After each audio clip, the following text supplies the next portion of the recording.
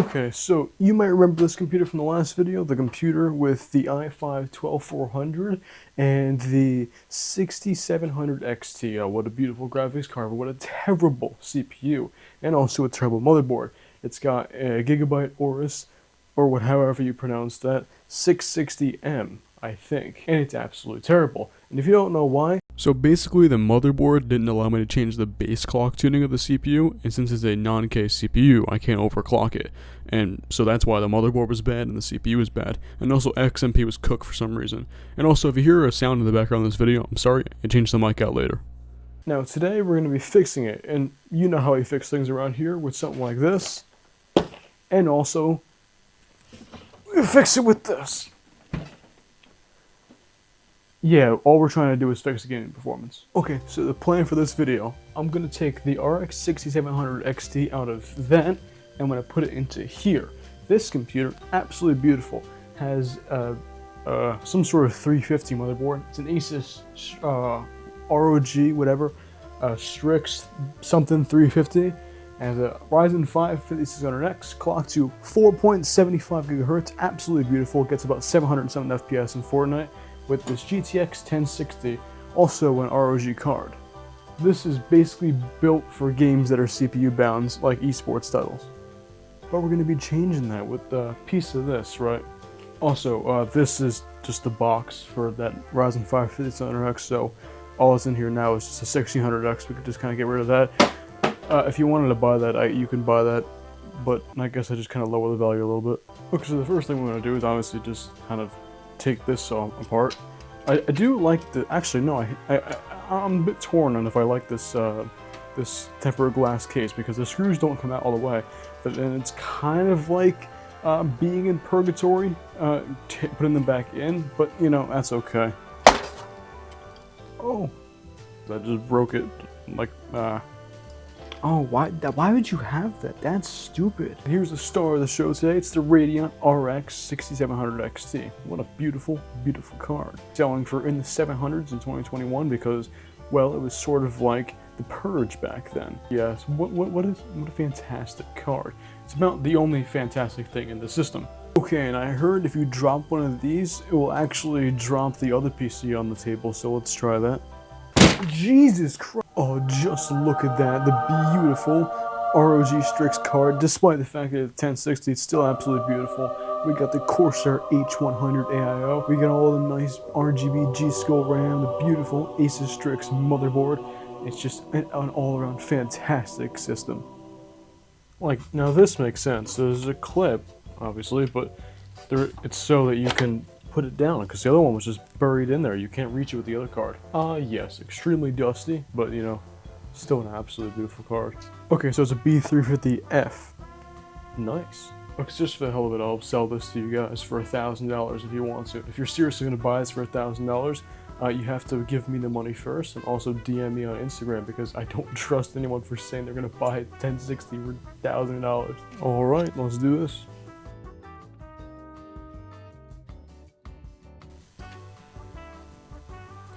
Okay, so now that we've done the surgery, I think it's about time that we test the results. Oh, this about to be fun. 3 monitors looks nice, but it doesn't. Oh, I need an adapter. This will be real fun if we did in post. Oh, but actually, before I do anything, we need to hop into the BIOS real quick and check a few things.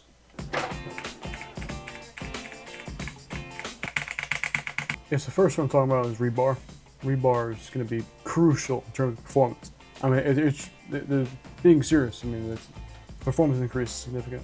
I'll save you the time. This motherboard didn't support rebar. Okay, so we're gonna load onto, well, it's not a great test, but it's a firing range. Also, I want to sincerely apologize to the microphone quality you've been getting this video. I had no idea it was fuzzy. I just listened to some other recordings and jeez, it sounded bad.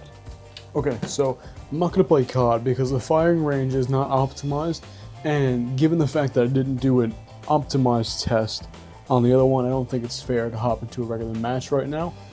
So we're gonna excuse COD from the test. But I will try it later, and I'll let you know. So we're going to do epic settings, no nanite. We'll do high shadows, and we'll change it after.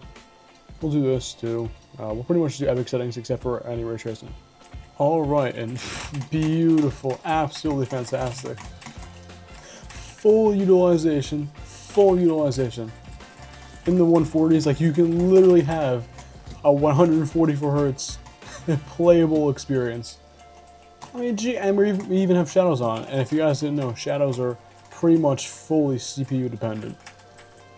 Actually, if we cap it at 144 FPS, you can see that it is hard on 144 frames up there. So if you have a 144 Hz monitor, this literally maxes it out.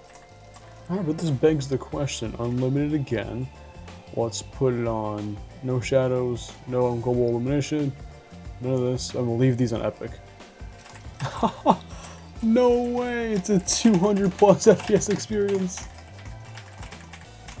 And we still have full utilization. That's crazy. Now watch me, but I hit the 6-fold, Okay, well it wasn't a 6-fold, but it was decent.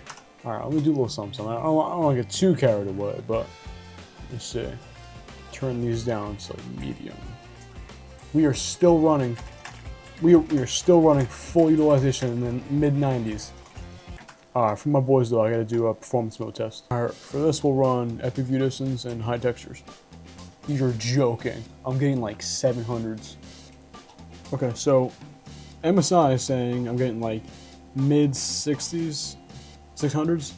And this is saying I'm getting like 670s, 680s. Like basically rounding up to 700. But with 70s of GPU utilization, I mean obviously I still have some headroom, but that's just wild, dude. The fact that it can do that. This CPU is cheaper and 2 years older. And it's also equivalent, like equivalent spec. I mean, Spider-Man Miles Morales is the same thing. I mean, we're literally going from like 60s and like mostly 40s really with the i5, so 90s and high 80s. I mean, we're getting these stutters because, well, DirectX 12. I mean, like I'm getting like, geez, like 45% better FPS. And keep in mind this is very high settings, and I just adjusted a few like crowd density settings. Just to make it a little light in the CPU. I did the same for the i5. I also removed upscaling because the Radeon chip only has FSR as an option, and FSR is just hot garbage. I mean, when you run around the streets, you're only getting 90s, like mid to high 90s, and it's a high refresh rate experience, which is awesome. Ladies and gentlemen, boys and girls, what have we learned from this video? If the same lesson in the last one, don't ever consider buying Intel at this point. If you want your money to go a long way, and trust me, the wallets are getting thinner by the day, you gotta go Ryzen. Honestly, if you got a question, let me know in the comments and I'll give you my recommendation for a CPU. But really, I mean, go AM4. There's so many budget AM4 options out there if you want to go new, even used. I mean, I got this system with an AM4 motherboard, and I was pretty much set up only with $100 purchase upgrade. But other than that, best of luck with your builds if you're trying to figure out what you want to do. And hey, hopefully I see you in the next one. Suggestion will come up with just a second. And that being said, have a good day, have a good night. Hope to see you in the next one.